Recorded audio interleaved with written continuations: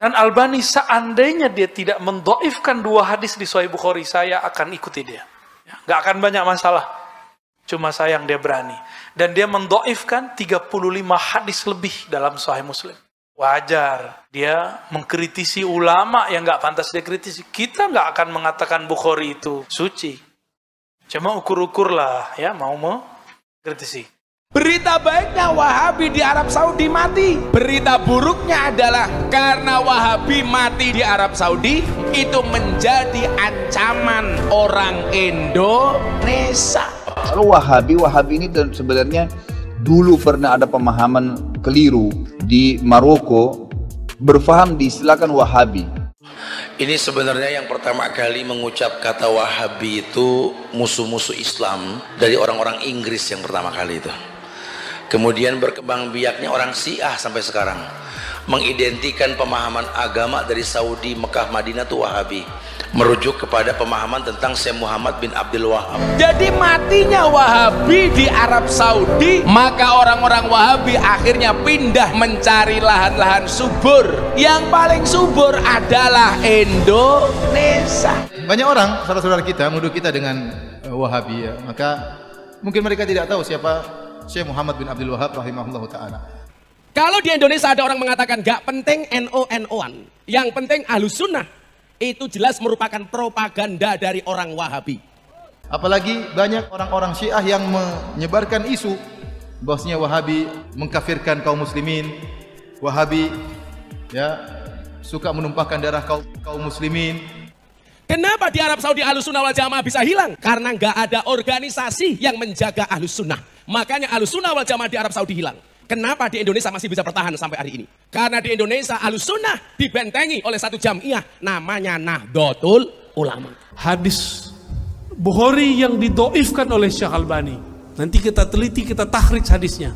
Di mana kekeliruan Syekh Albani, di mana tertipunya Syekh Albani. Seandainya saja Albani menahan diri untuk tidak mengkritisi Sahih Bukhari, nama mereka akan disanjung-sanjung di alam semesta, akan disanjung-sanjung oleh peneliti-peneliti hadis. Cuma sayang, nafsu meneliti kadang lebih besar daripada kearifan.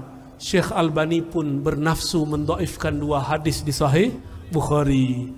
Itu hadisnya dahsyat lagi ya.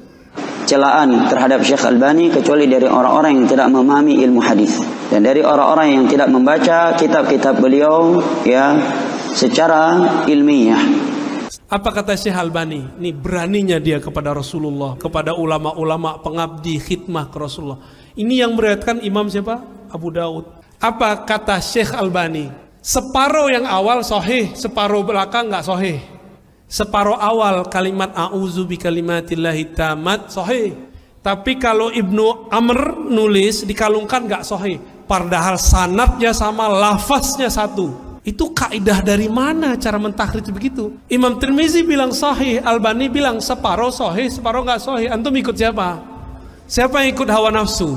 Jawaban dari Syekh Albani terhadap orang-orang yang menuduh beliau dengan berbagai tuduhan yang amat keji oleh sebagian orang yang tidak paham ilmu hadis ya terhadap Syekh Albani rahimahullahu taala. Albani gurunya nggak nyampe 10. Itu kalau di kitabnya ada salah satu orang yang nulis tentang tarjamah Albani, gurunya cuma sebutkan 3, ditambah guru ijazah 1, 5 lah ya sama bapaknya. 5 lawan ini punya guru 1.700 gimana? Tapi kita nggak boleh benci Albani ya. Kita jadikan saja Albani ini sebagai motivasi supaya ngaji hadisnya lebih benar. Silahkan buktikan kitab beliau, tidak pernah beliau menyebutkan suatu hukum terhadap sebuah permasalahan tanpa dalil dari Al-Quran, tanpa dalil dari hadis atau asar dari para sahabat Nabi, atau paling rendahnya asar dari para tabi'in. Tidak akan kita dapatkan. Ini terakhir tentang Syekh Albani. Syekh Albani itu mentakhrij, menilai hadis tidak hanya dengan keilmuan, terkadang pakai nafsu. Ya, walaupun mereka bilang mengkritik mereka disebut fitnah, itu bahasa dia. Ya, biarin aja. Kita nggak usah tanggapi banyak-banyak. Tidak ada ucapan beliau. Ya, sehingga tuduhan yang sangat keji. Beliau membawakan hadis-hadis yang ulama dahulu ya mensahihkannya. Ketika kita mengkritisi dia, disebut oleh pengikutnya, fanatisnya, mencaci maki. Yang caci maki siapa?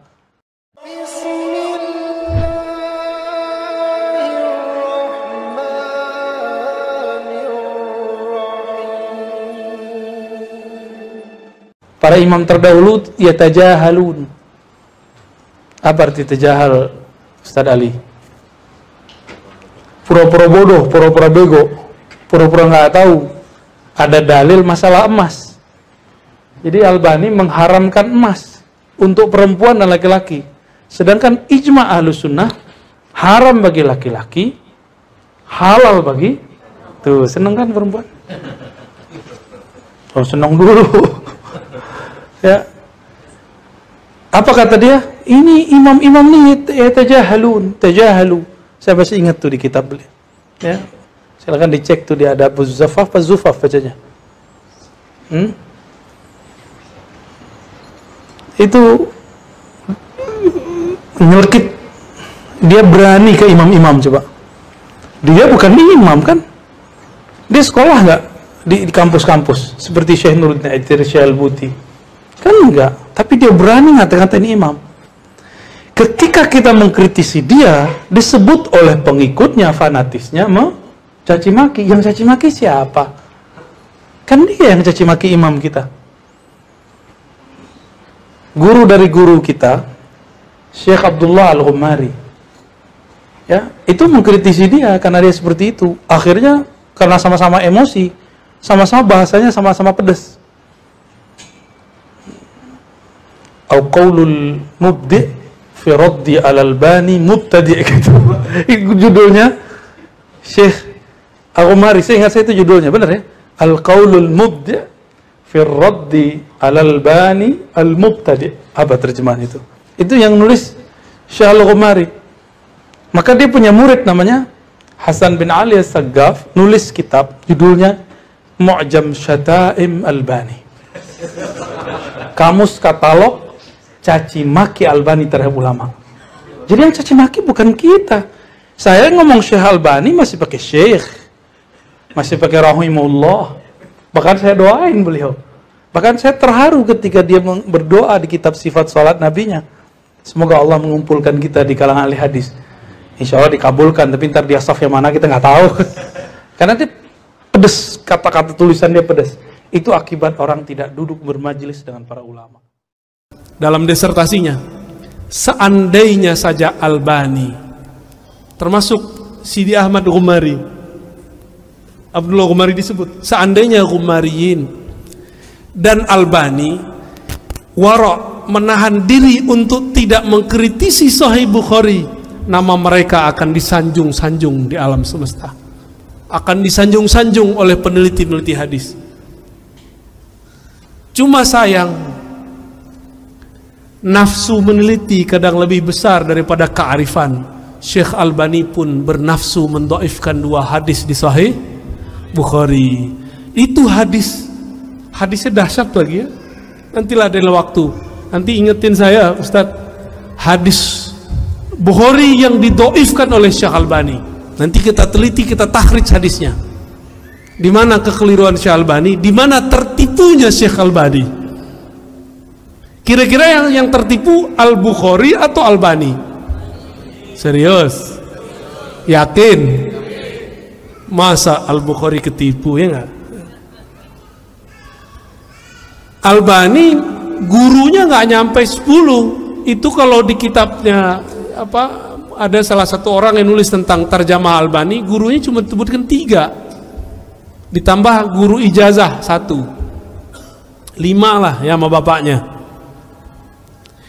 5 lawan ini punya guru 1700, gimana? Tapi kita nggak boleh benci Albani, ya. Kita jadikan saja Albani ini sebagai motivasi supaya ngaji hadisnya lebih benar, ya. Gitu aja Pak ya. Ini terakhir tentang Syekh Albani. Syekh Albani itu mentakhrij, menilai hadis tidak hanya dengan keilmuan, terkadang pakai nafsu. Apa buktinya? Ada hadis di Abu Daud, ada hadis di Tirmizi, ada hadis di Ahmad. hadisnya sama. Sayyiduna Abdullah bin Amr itu menuliskan nama Allah yang kemudian dijadikan jimat atau rajah untuk anaknya. Pernah nonton film Si Pitung nggak teman-teman dulu? Itu ada jimat nggak? Jimat gede itu ya, mirip-mirip itu apa namanya, bukan X-Men, itu apa namanya, Avenger, tapi beda. Abdullah bin Amr menuliskan a'udzu bikalimatillahi tammat min syarri ma khalaq, terus ada lafaz tambahannya min ghadabi bla bla bla bla, ditulis dikalungkan ke anaknya yang belum bisa baca tulis, belum bisa membaca. Syirik nggak? Sahabat loh. Halo, itu namanya apa bahasa kitanya? Jimat. Maka jimat itu bukan masalah kalung mengalungkannya, tapi yang ditulis apa? Apa yang ditulis itulah halal haramnya. Jangan jimat langsung haram. So ahli tauhid ente ya, benerin dulu tauhidnya.